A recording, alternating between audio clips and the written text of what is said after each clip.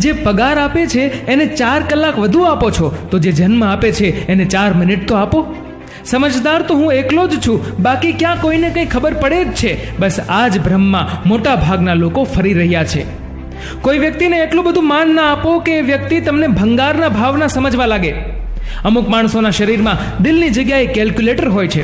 હાથ મિલાવ્યા પહેલા હિસાબ લગાવી લે છે કે આનાથી મને કેટલો ફાયદો થશે.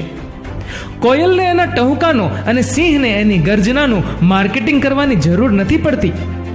મદદ એક એવી ઘટના છે, કરો તો લોકો ભૂલી જાય છે અને ના કરો તો લોકો યાદ રાખે છે. બાળપણનો રવિવાર એટલે થાકવાનો રવિવાર, અને અત્યારનો રવિવાર એટલે થાક ઉતારવાનો રવિવાર.